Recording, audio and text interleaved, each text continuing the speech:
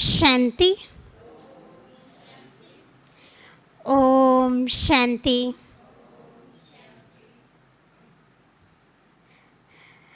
आज की मुरली में बाबा ने हम बच्चों को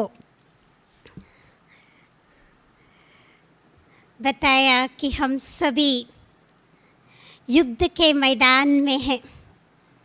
कितने बार ये पॉइंट रिपीट हुआ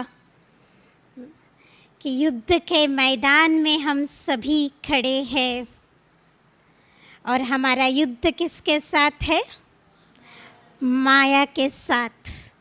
तो माया के ऊपर हमें जीत पानी है। माया जीत बनना है, जगत जीत बनना है।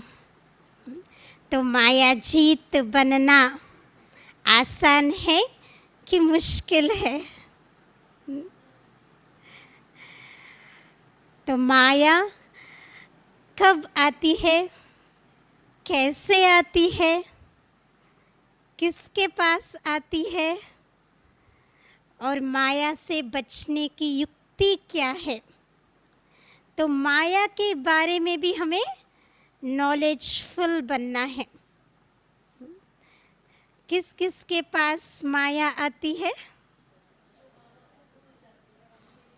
जो बाबा को भूल जाते हैं और अलबेलेपन आ जाता है। संघर्ष में चले जाते हैं, संग दोष में आ जाते हैं, विकारों के वश हो जाते हैं। ऐसा कोई है जिसके पास माया नहीं आती हो? कोई है जो कहे मेरे पास तो माया आती ही नहीं है, मैं तो अनजान हूँ? सबके पास आती है माया। माया हर एक के पास आती है। माया का प्यार हम सबके साथ है। हाँ? बाबा की बड़ी बेटी है माया। तो माया हम सबसे बहुत प्यार करती है क्योंकि हम सब बाबा के लाडले बच्चे हैं, सिखिलते बच्चे हैं। इतने जन्मों के बाद हमने बाबा को पहचाना, तो हमें माया को भी पहचानना है। बाबा को तो हमने जान लिया, पहचान लिया, मान लिया, निश्चय भी हो गया, लेकिन माया को हमने कहाँ तक पहचाना? क्योंकि माया के भिन्न भिन्न रूप है। माया बहुरूपी है। कब किस रूप में माया आती है कह नहीं सकते। बहुत ही सुंदर रूप में भी आती है माया। मीठी मीठी बातें भी माया करती है और हम क्या करते हैं? माया को माया ना समझ करके क्या करते हैं? माया की खातिरी करते हैं, माया को बिठाते हैं, चाय पानी भी पिलाते हैं। माताएं तो माहिर है ना चाय पानी पिलाने में। हाँ, तो माया की भी इतनी अच्छी खातिरी कर लेते हैं। फिर अगर माया की इतनी खातिरी करेंगे तो क्या करेगी माया? अब बैठ जाएगी माया, अपने वश में अपने को कर लेगी और हमको क्या करेगी? बेहोश कर देगी। अगर हम होश में नहीं है तो माया बेहोश कर लेगी। तो माया हमारे लिए दुश्मन है, सबसे बड़ा दुश्मन है। दुश्मन से क्या करना होता है? बचकर रहना होता है ना। माया को हमें दूर रखना है। कई बार क्या होता है, हम माया को परखने में, पहचानने में गलती कर देते हैं। मशहूर कहानी भी है ना किसकी? सीता की। सीता ने रावण को नहीं पहचाना क्योंकि रावण किस रूप में गया सीता के सामने? मायावी ब्राह्मण के रूप में गया, भिखारी के रूप में गया।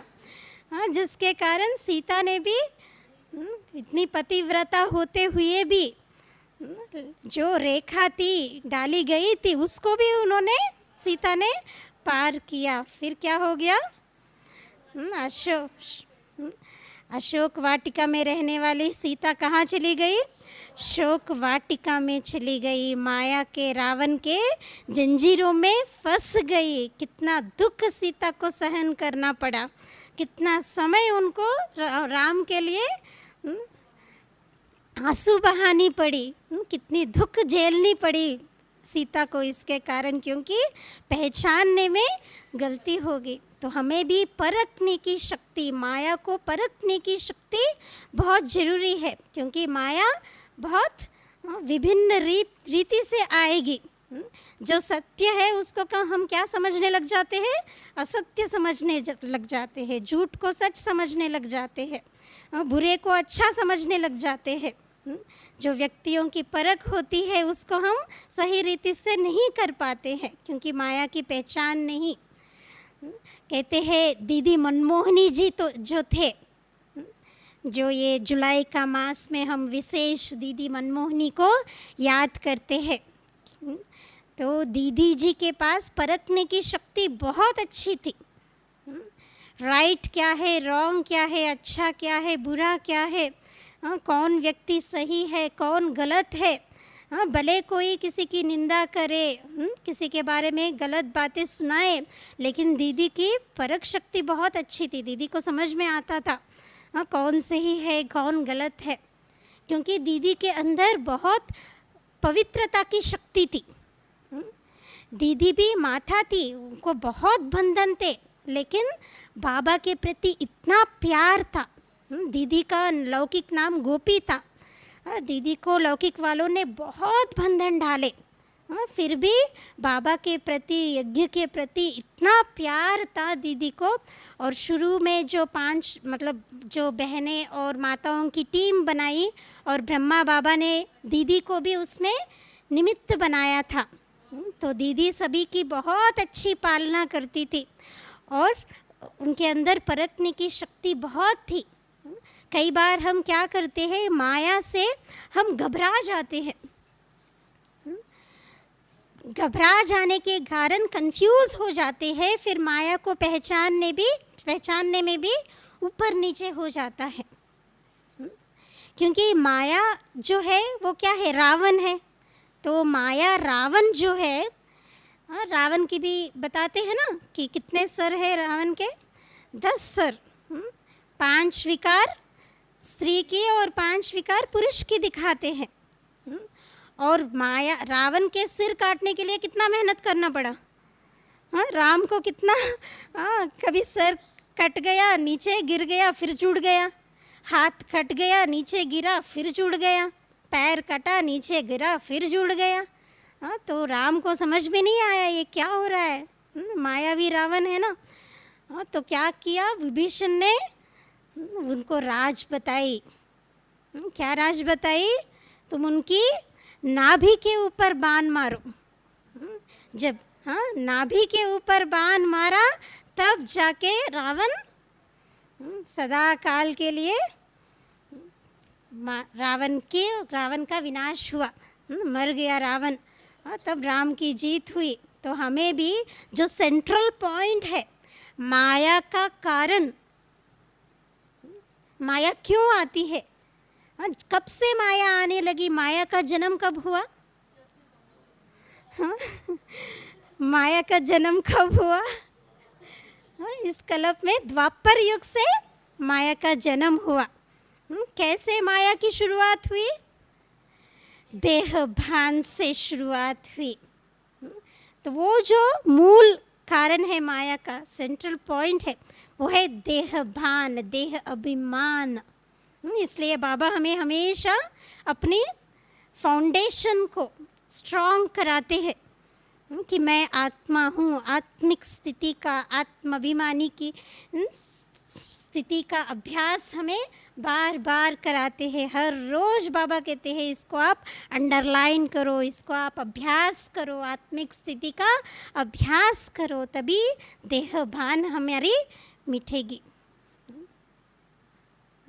तो एक तो जानना माया किस रूप में मेरे पास आ रही है। किसी के पास नींद के रूप में आती है, किसी के पास गुस्से के रूप में आती है, किसके पास चिड़चिड़ापन के रूप में आती है, किसके पास अलबेलेपन के रूप में आती है, किसी के पास मोह के रूप में आती है। सबके अलग अलग रूप है। किसी के पास व्यर्थ संकल्पों की बीमारी बहुत होती है। तो हर एक का के लिए माया अलग अलग रूप से आती है। एक है स्वयं के अंदर, एक है आंतरिक रूप में, अपने अंदर भी माया है। ऐसा नहीं, ये नहीं सोचना सिर्फ दूसरों के पास माया है। एक है आंतरिक, एक दूसरा है बाहरिक।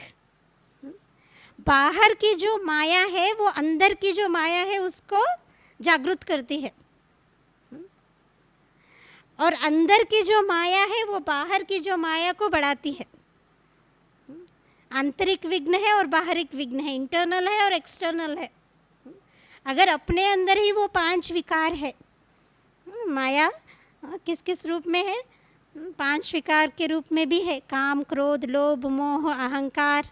उसके बाद और भी विकार है, अलबेलापन, सुस्ती, आलस्य, ईर्ष्या, द्वेष, नफरत।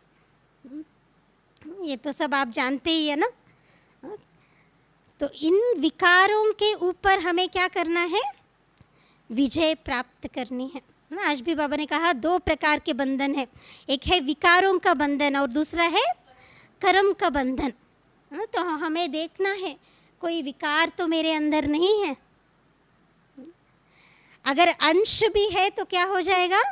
वंश पैदा होगा। इसलिए रावण का अंश भी समाप्त करना है, भस्मीभूत करना है अपनी योग अग्नि से। अगर हम काम अग्नि में, क्रोधाग्नि में अगर जलते रहेंगे तो फिर माया हमें ही भस्मीभूत करेगी, हम माया को नहीं भस्मीभूत करेंगे। तो हमें क्या करना है? माया को जलाना है। तो माया को जलाने के लिए योग अग्नि की ज्वाला को हमें प्रज्वलित करना होगा। तो योग अग्नि के रूप में हो कि माया और ये 5 विकार का अंश भी भस्म हो जाए, ऐसे ज्वालामुखी योग हमें करना है। तभी हम इन 5 विकारों को हम परिवर्तन भी कर सकते हैं। जैसे काम विकार है, काम विकार को कैसे, किस में परिवर्तन करना है? पवित्रता से, कि मैं पवित्र आत्मा हूँ, मैं परम पवित्र आत्मा हूँ, मैं शुद्ध आत्मा हूँ। जब यज्ञ की शुरुआत हुई, स्टार्टिंग में ये सब ज्ञान थोड़ी ही था उस समय। उस समय पीयू कहते थे, और फिर मैं आत्मा हूँ, मैं शुद्ध आत्मा हूँ। रतन मुनि दादी हमें यही बताते थे कि हमने 14 साल की जो तपस्या की, हमने यही किया था कि मैं शुद्ध आत्मा हूँ। यही अभ्यास उन्होंने किया है। इसी के कारण उनकी स्थिति इतनी अचल अडोल है आज तक। तभी माया के ऊपर जीत पा सकते हैं, माया के ऊपर हम विजय प्राप्त कर सकते हैं। जब विजय प्राप्त करेंगे तभी हमको क्या कहेंगे? वीर कहेंगे। और जो वीरों का वीर होता है उनको क्या कहेंगे? महावीर कहेंगे, शूरवीर, महावीर कहेंगे। तो हम सब महावीर हैं ना, सभी महावीर हैं ना। माया के ऊपर जीत पाने वाले, माया जीत है ना, विकारों पर जीत पाने वाले हैं ना, प्रकृति पर जीत पाने वाले हैं ना। तो 5 विकारों के ऊपर, 5 तत्वों के ऊपर, 5 कर्मेंद्रियों के ऊपर, मन, बुद्धि, संस्कार के ऊपर हमें जीत पानी है। तो ये 18 हो गया ना, 5 तत्व, 5 विकार, 5 कर्मेंद्रिय, मन, बुद्धि और संस्कार। इन सब के ऊपर हमें जीत पानी है। तो काम को कैसे परिवर्तन करना है? पवित्रता की शक्ति में। बाबा पवित्रता की का सागर है और पवित्रता की किरणें मुझ पर पड़ रही है। मेरी आत्मा और शरीर दोनों शुद्ध, पवित्र, शक्तिशाली बनती जा रही है। मैं पवित्र फरिश्ता हूँ, मैं पूज्य, पवित्र, पूज्य देवी देवता बनने वाली हूँ। अपनी पूज्य स्वरूप को, आदि अनादि पवित्र स्वरूप को हम याद करते रहे। और क्रोध को किसमें परिवर्तन करना है? बाबा हर रोज़ हमें क्या याद दिलाते हैं? हमारा स्वधर्म क्या है? शांति। मैं शांत स्वरूप आत्मा हूँ। ये सिर्फ योग करने बैठते हैं तभी ही हमें याद नहीं करना है कि मैं शांत स्वरूप आत्मा हूँ। हाँ, ये सिर्फ योग करने के समय के लिए नहीं, लेकिन पूरा दिन हमें ये याद रखना है, स्मृति स्वरूप बन कर के रहना है कि मैं शांत स्वरूप आत्मा हूँ। क्योंकि पूरा दिन युद्ध चलता रहता है ना। माया कभी भी आ सकती है, कहीं से भी आ सकती है, किसी भी दरवाजे से आ सकती है। तो हम कौन है? योद्धे है ना। तो हम योद्धे, रूहानी योद्धे हैं। ये हम बच्चों के, बाबा ने एक बार बताया, हमारे 5 स्वरूप है। एक है, वैसे तो वो जो 5 स्वरूप बाबा बताते हैं हमें, निराकारी स्वरूप, फरिश्ता स्वरूप, ब्राह्मण स्वरूप, पूज्य स्वरूप ना, आदि देवता स्वरूप, वो अलग है। बाबा ने एक बार हमें जैसे ब्रह्मा को 5 मुखी दिखाते हैं ना, 5 सिर दिखाते हैं। तो ये 5 मुख जो है बच्चों के 5 स्वरूप की निशानी। एक बार बाबा ने कहा, एक है मैं बच्चा हूँ, एक स्वरूप है। हम सब बाबा के बच्चे हैं ना। हम इसी स्वरूप में ज़्यादा रहते हैं कि शिव बाबा हमारा बाप है, तो हम बाबा के बच्चे हैं। हम सभी ईश्वरीय संतान हैं आपस में, आत्मा के रूप में भाई भाई, और फिर ब्रह्मा के मुख वंशावली आपस में भाई बहन। और दूसरा स्वरूप बाबा ने बताया कि हम कौन है? स्टूडेंट्स है, गॉडली स्टूडेंट्स है। बाबा हमारा टीचर है, बाबा हमें पढ़ाते हैं हर रोज़। और जितना अच्छी हम पढ़ाई पढ़ेंगे उतना माया पर हम जीत पा सकते हैं, क्योंकि माया की नॉलेज भी हमें बाबा मुरली में हर रोज़ देते हैं। और तीसरा है, हम रूहानी योद्धे हैं। आप सब कौन है? बाबा एक तरफ कहते हैं कि हम गुप्त वॉरियर्स हैं, अननोन वॉरियर्स हैं। हम अननोन भी है तो वेल नोन भी है। हम गुप्त रीति से अपने अंदर ही माया से लड़ते हैं। एक आंतरिक युद्ध भी चलता है जिसके ऊपर हमें विजय प्राप्त करनी है। जब हम आत्मिक स्थिति में रहेंगे तो हम योद्धे को इतना मेहनत करने की दरकार नहीं रहती है, क्योंकि हम ज्ञान का कवच हमारे पास है, योग का तलवार है। तो फिर हम माया के ऊपर बहुत आसानी से जीत पा सकेंगे। और चौथा स्वरूप है, हम रूहानी यात्री है। कौन है हम सभी? हमें कहाँ जाना है? कौन सी यात्रा में है हम? दीदी का भी यही स्लोगन है, अब घर जाना है। महामंत्र हम सब के लिए।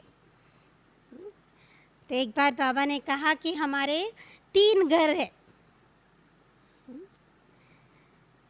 निराकारी स्वरूप में हमारा घर कौन सा है? परम धाम है, निर्वाण धाम है, जहाँ पर बाबा भी है बिंदु और मैं आत्मा भी बिंदु। बाबा भी बीज रूप, मैं आत्मा भी उस बीज स्वरूप में हूँ, अपना अनादि स्वरूप जो है। और दूसरा जो है हमारा घर, आकारी रूप में हमारा घर है सूक्ष्म लोक। ब्रह्मा बाबा के पास हम सभी जाते हैं ना रोज। बाबा के पास जाते हैं, माताएं भोग भी लगाते हैं। हाँ, तो सूक्ष्म वतन में जाकर के बाबा को हम भोग भी स्वीकार कराते हैं। अपने फरिश्ते स्वरूप का भी अनुभव हम सूक्ष्म लोक में करते हैं। तो हमारा दूसरा घर है सूक्ष्म लोक, निराकारी स्वरूप में परम धाम, आकारी स्वरूप में सूक्ष्म लोक। और फिर इस साकारी लोक में हमारा घर कौन सा है? हाँ, आपका लौकिक घर तो भले आप जहाँ पर भी से ही आए हैं, हाँ, वो तो आपका लौकिक घर हो गया। लेकिन इस साकारी लोक में हम ब्राह्मणों का घर कौन सा है? बहुत अच्छा, मधुबन, तपोभूमि, परिवर्तन भूमि।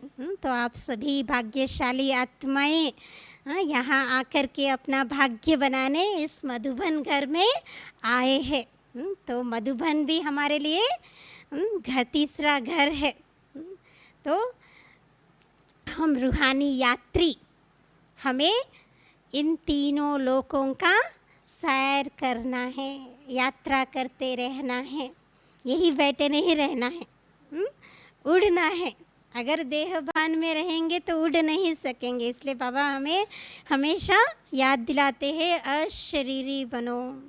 अशरीरी बनने का अभ्यास, इस शरीर से डिटैच होने का अभ्यास हम जितना करते रहेंगे उतना हम अपने तीनों लोकों का हम सैर कर सकते हैं।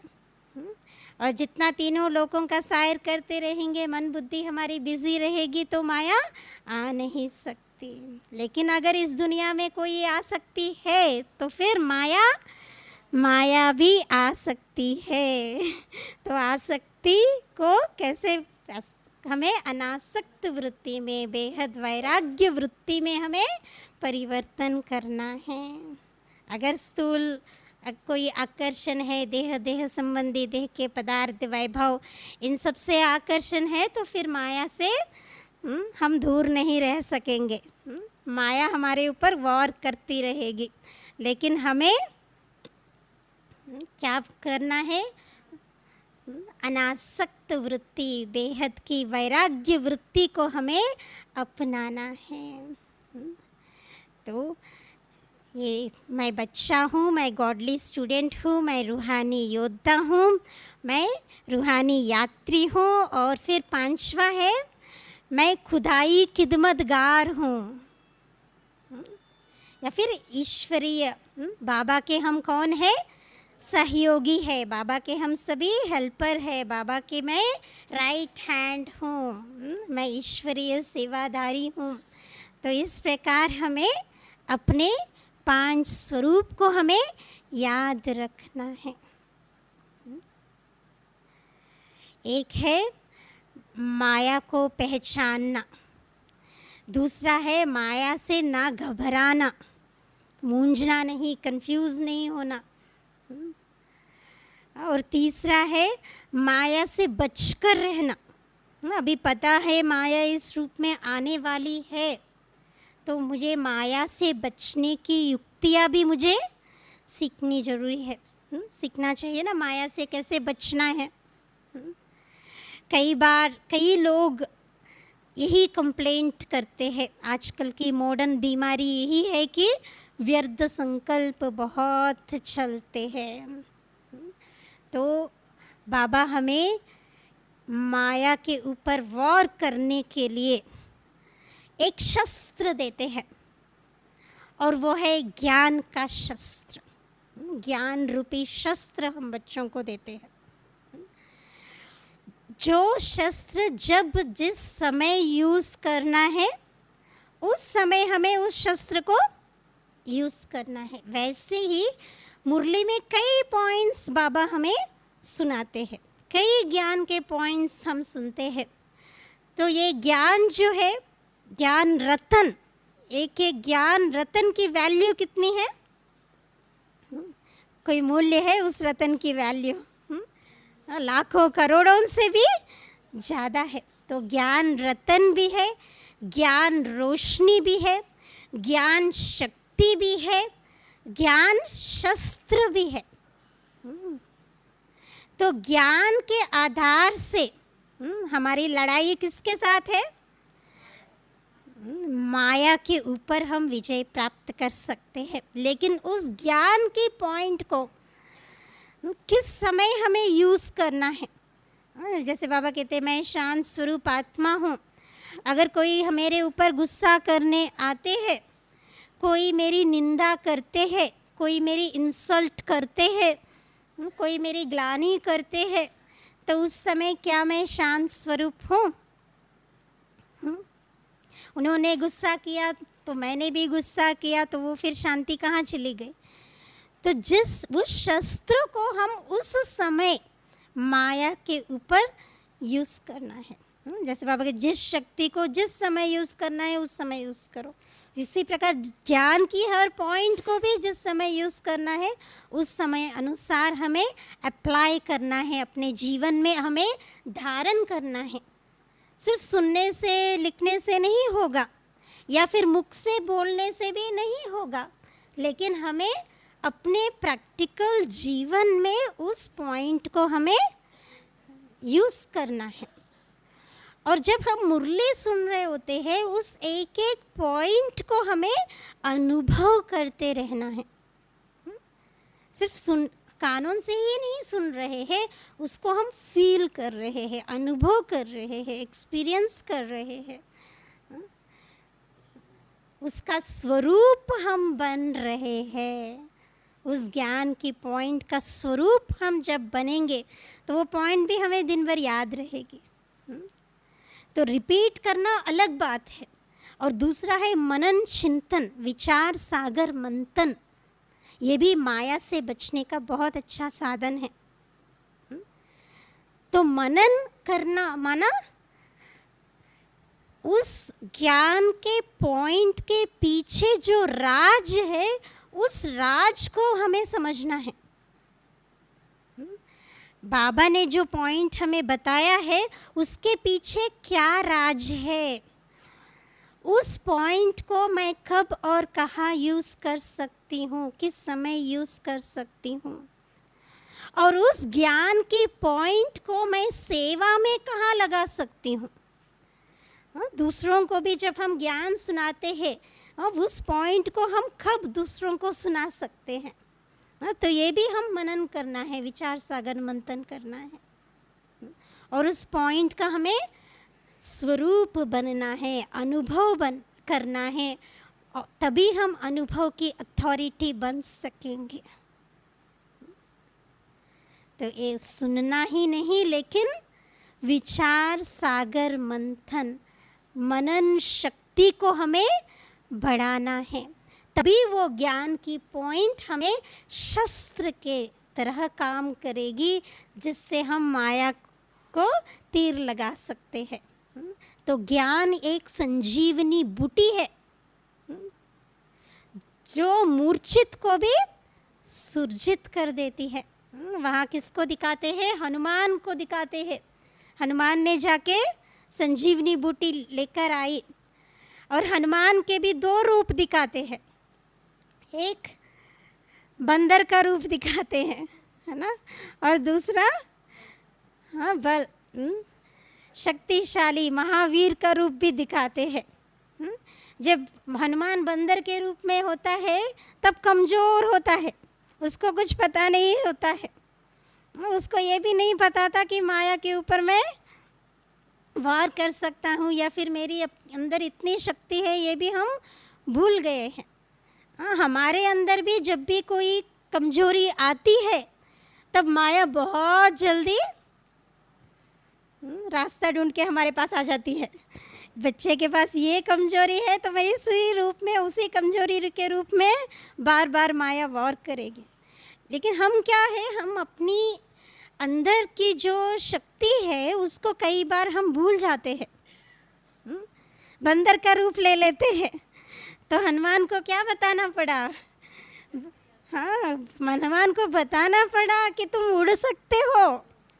हाँ, हनुमान को बताना पड़ा कि तुम पहाड़ भी उठा सकते हो, सागर को क्रॉस कर सकते हो। उनको अपनी शक्ति की याद दिलानी पड़ी बार बार श्री राम को। हाँ, तब जाके हनुमान अपना बल दिखाने लगा। ऐसे भी हमारे अंदर बाबा कहते हैं आप सभी मास्टर सर्वशक्तिवान हो, शक्तिशाली हो। अगर हम कमज़ोर हो जाएंगे तो फिर बंधनों में फंस जाएंगे, माया के बंधन में फंस जाएंगे। फिर माया जीत कैसे बनेंगे? तो ये संजीवनी बूटी की तरह काम करती है ये ज्ञान। बाबा के हर पॉइंट जो हम मूर्छित हो जाते हैं उसको बाबा आकर के फिर से सुरजित कर रहे हैं। हम सबकी आत्मा क्या हो गई है? हाँ, अंधकार में है। तो फिर बाबा ने आकर के फिर से ज्ञान की रोशनी दी, आत्मा की दीपक को फिर से वापस जगा दिया। जग रही है कि बुझ रही है? हाँ, कभी कभी माया के तूफान से बुझ जाती है। हाँ, जागती दीपक जो होती है ना, जागती ज्योति, तो इस आत्मिक ज्योति को हमें हमेशा जगा कर रखना है, बुझने नहीं देना है। अगर ये रोशनी सदा है तो फिर हम दूसरों को भी रोशनी दे सकेंगे। तो अपनी अकाल तख्त पर हमें सदा स्थित होकर के रहना है। मैं स्वराज्य अधिकारी आत्मा हूँ, मैं अवतरित आत्मा हूँ। हर रोज सवेरे अमृत वेले हमें अपनी आत्मा की ज्योति को फिर से जागृत करना है, अपनी आत्मा रूपी बैटरी को चार्ज करना है। पावर हाउस बाबा बैठा है। प्रॉब्लम्स आती है, परिस्थितियाँ आती है, ऐसा कोई है जिसके पास परिस्थिति ना आई हो? परिस्थिति हर एक के पास आती है। तो हमें उस परिस्थिति को किस तरीके से हम उसको पार कर रहे हैं। कुछ लोग क्या होते हैं, कोई समस्या आती है, कोई परिस्थिति आती है तो क्या करते हैं, उसको बहुत बड़ा बना देते हैं। बात बहुत छोटी होती है लेकिन उसको बहुत बड़ा बना देते हैं। छोटी बात को भी बड़ी बना देते। तो फिर दूसरे टाइप के लोग होते हैं, वो क्या करते हैं, जो बहुत बड़ी बात है ना उसको भी क्या कर देते हैं, छोटा कर देते हैं। राई को भी रुई कर देते हैं, पहाड़ जैसे को भी रुई बना देते हैं। मिक्की माउस का खेल समझ लेते हैं, पेपर टाइगर समझ लेते हैं। क्या कहेंगे, वो तो ठीक हो जाएगा, ये तो कुछ भी नहीं है, ये तो माया आती रहती है। तो वो बहुत बड़ी बात है लेकिन उसको छोटा बना देते हैं। तो हम छोटे को बड़े बना रहे हैं कि बड़े को छोटे बना रहे हैं।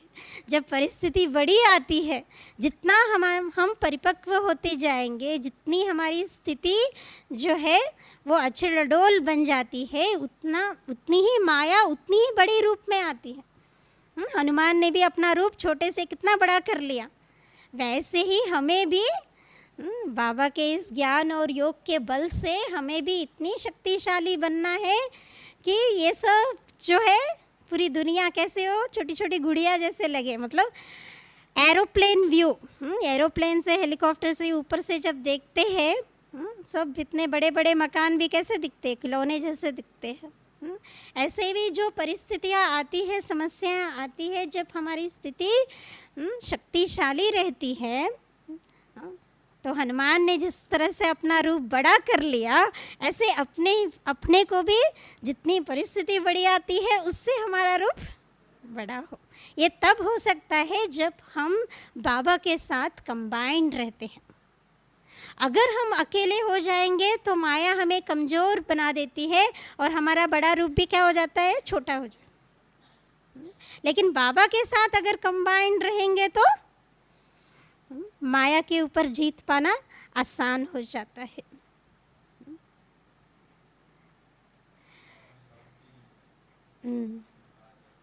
बाबा ने कहा 3 कंबाइंड स्वरूप है।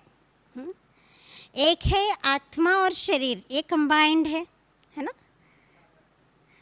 और दूसरा है हमारा भविष्य का स्वरूप, जो विष्णु चतुर्भुज का है, लक्ष्मी नारायण का है, कि हम वो बनने वाले हैं। वो भी हमारा एक कंबाइंड स्वरूप है। और तीसरा कंबाइंड स्वरूप है शिव और शक्ति, शिव शक्ति का कंबाइंड स्वरूप। तो बाबा को सदा हमें साथ रखना है, बाबा का हाथ पकड़कर रहना है। मैं शिव शक्ति हूँ, बाबा के साथ कंबाइंड हूँ। कभी अपने को अकेला नहीं समझना। अगर अकेले समझेंगे तो माया आपको क्या करेगी, उदास कर देगी। उदास हो जाते हैं ना, दुखी हो जाते हैं ना जब अकेले हो जाते हैं। लेकिन हमें क्या करना है, बाबा के साथ हमें कंबाइंड रहना है, बाबा की याद में, बाबा से सर्व संबंधों का रस हमें लेना है। जिसके प्रति आपका ज़्यादा प्यार है, लगाव है, वही हमें याद आती है ना योग में। योग में वही सब याद आते हैं ना, अगर व्यक्ति है, वैभव है, पदार्थ है, साधन है, जिसके प्रति हमारी लगाव है, वही याद आते हैं। लेकिन हमें क्या करना होगा, उसको हमें परिवर्तन करना है। वो जो संबंध है जो हमें खींच रहा है, उसे हमें बाबा के साथ जोड़ना है। तो माया से बचने का एक तो ज्ञान का कवच, और दूसरा है योग का बल। योग की शक्ति को हमें बढ़ाना है। योग बल से हमें माया जीत जगत जीत बनना है, आज के महावाक्य बाबा के। तो योग बल हम कैसे बढ़ाएं? शुरुआत कहाँ से होती है? दिन की शुरुआत अमृत वेले। हम सवेरे उठते ही, आंख खोलते ही हमें बाबा को देखना है, बाबा से दृष्टि लेना है, बाबा की शक्ति लेनी है। माया भी आती है, क्या कहेगी? चादर ओढ़ के सो जाओ। बाबा क्या कहता है? जो सोवत है वो खोवत है, जो जागत है वो पावत है। तो माया क्या करेगी? हम तकिए कटिया से उठ के बैठ जाते हैं, फिर क्या कहेगी माया? थोड़ा लेट जाओ, लेट के याद करो बाबा को।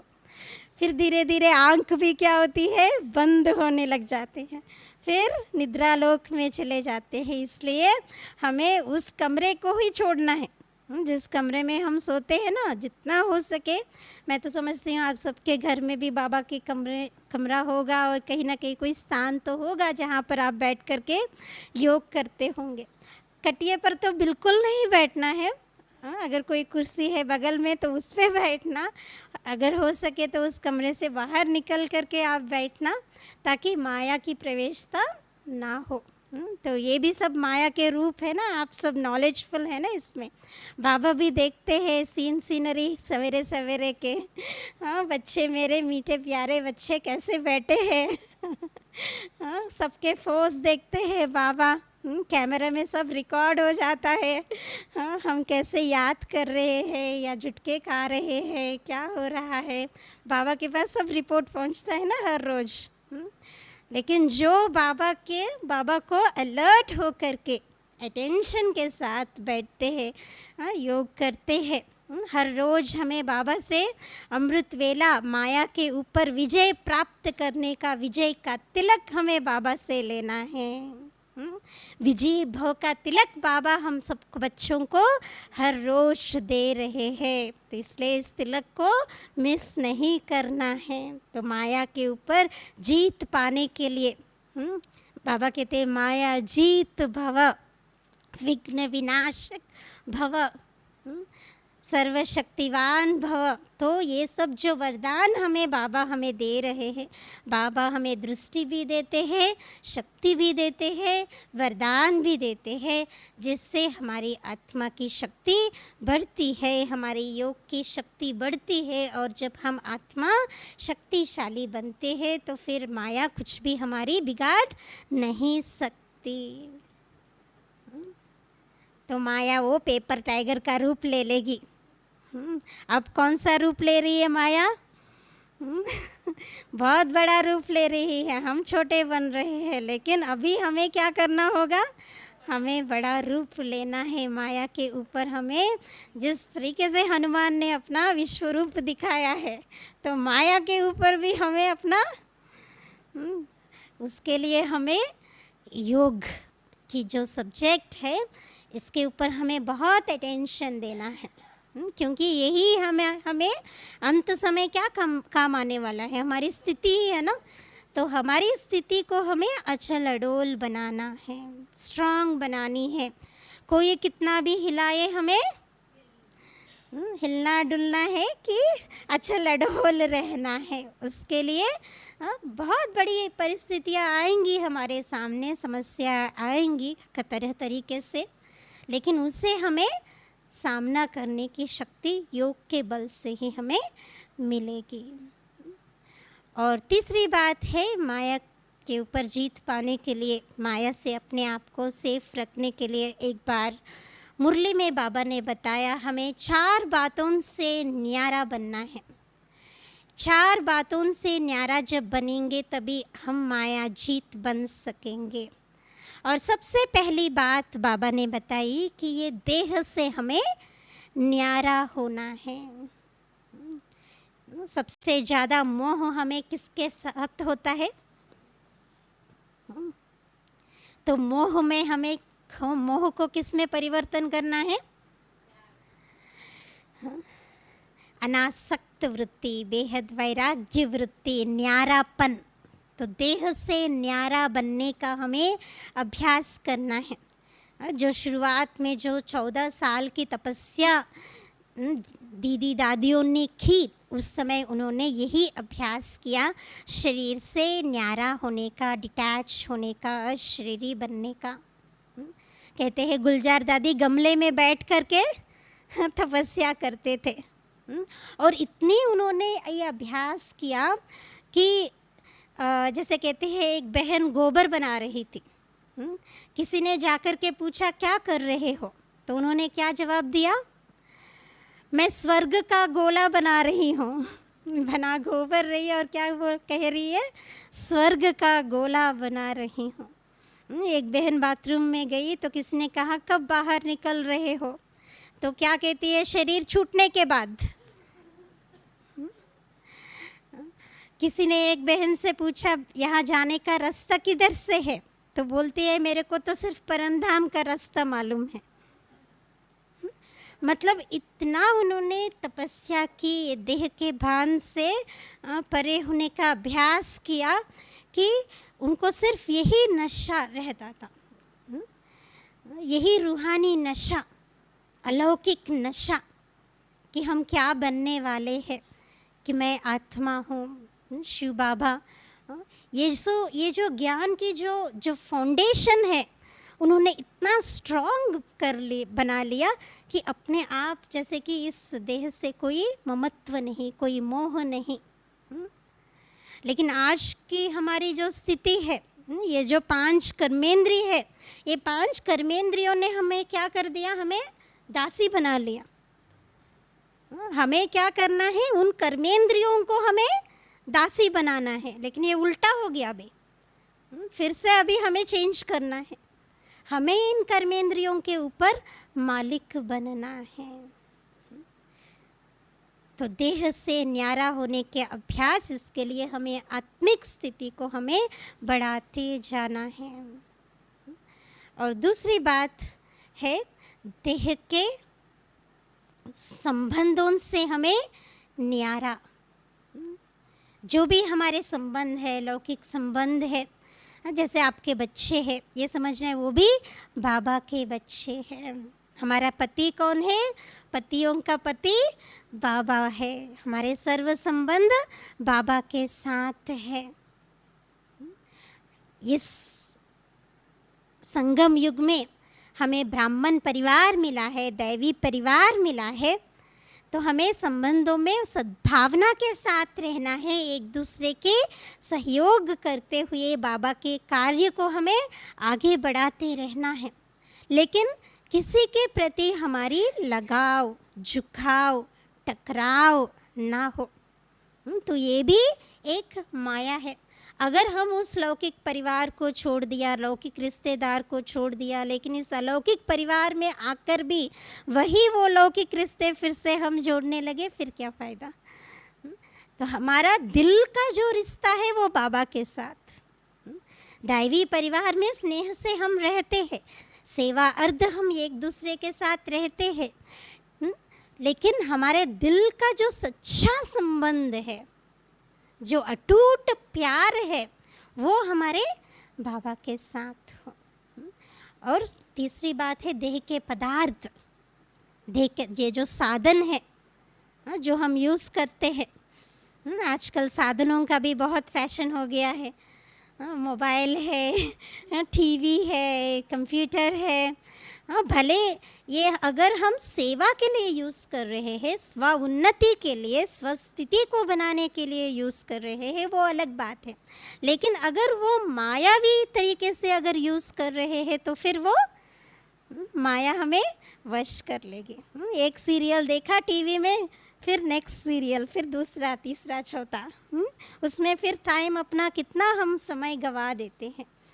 इसलिए साधनों को हमें आधार नहीं बनाना है, अपनी स्थिति को हमें आधार बनाए। लेकिन एंड में क्या होगा, ये सब काम करेंगे, ये माइक, ये कैमरा, ये टीवी, ये सब कहाँ काम करेंगे, ये सब क्या हो जाएंगे, फेल हो जाएंगे। सब आधार जब फेल हो जाएंगे, कौन आधार है हमारा, शिव बाबा ही, हमारी स्थिति ही हमें मदद करेगी।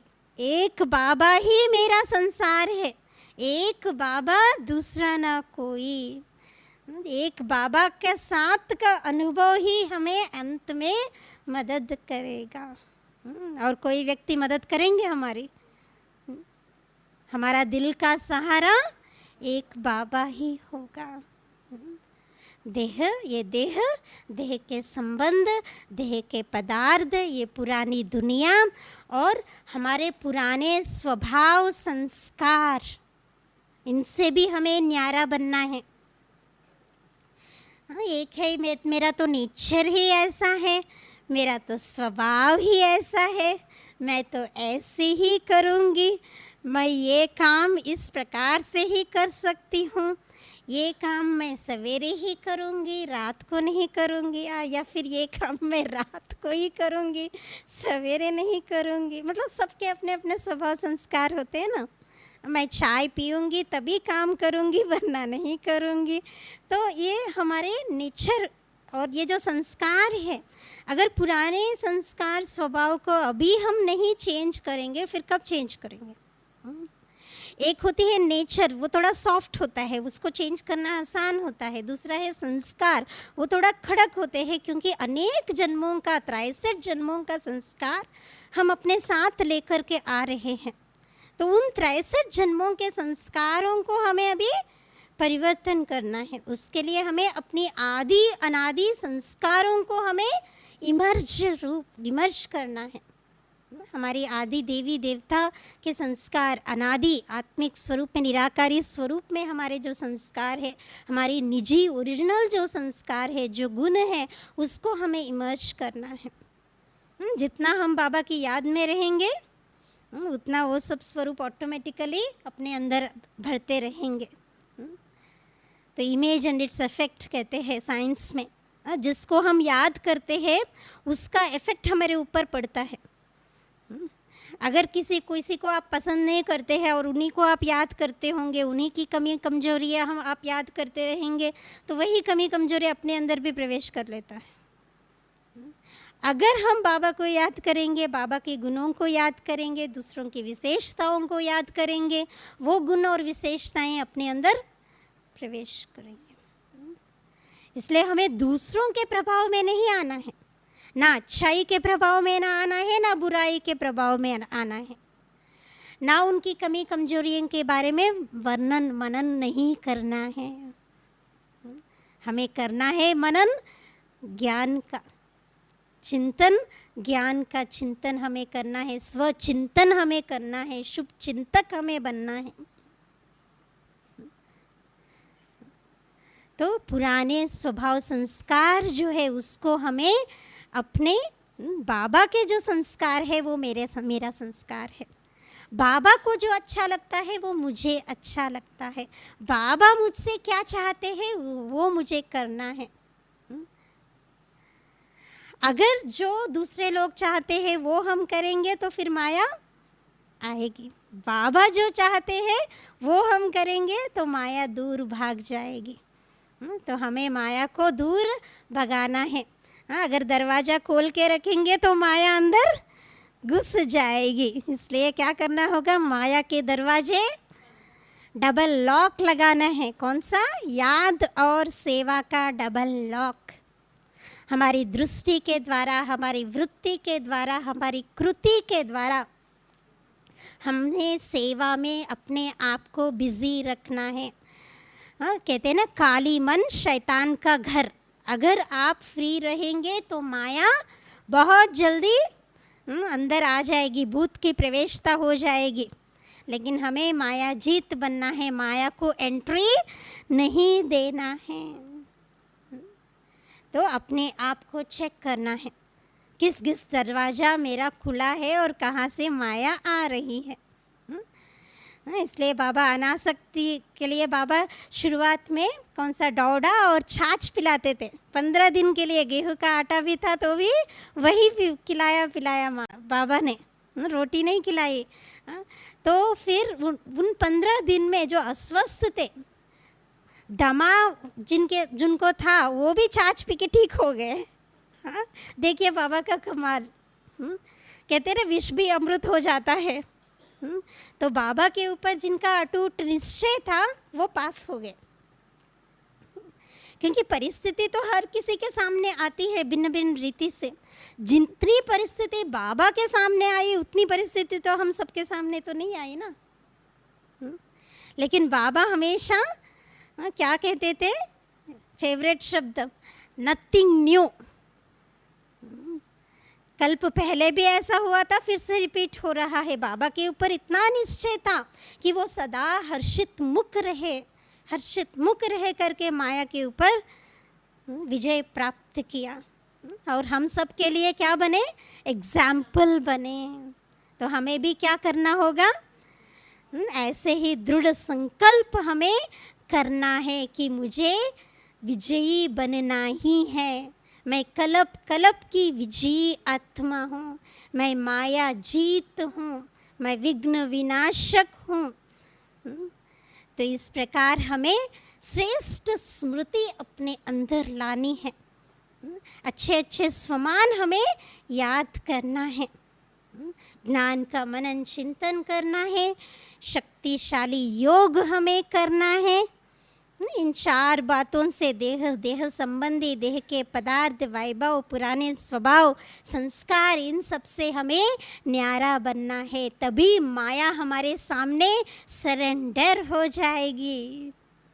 शत्रु को सरेंडर करना है ना, उसके लिए बाबा के ऊपर हमें बलिहार जाना है, सरेंडर होना है। वहाँ भी सरेंडर सेरेमनी बनाई ना सभी ने, तो हमें कौन सी सरेंडर सेरेमनी बनानी है, माया को सरेंडर करना है। दृढ़ निश्चय, दृढ़ संकल्प करना है हर रोज कि मुझे माया जीत बनना ही है। तो हम सभी ये श्रेष्ठ संकल्प करेंगे, दृढ़ संकल्प करेंगे और माया जीत बन करके विजयी बनेंगे। अच्छा, ओम शांति।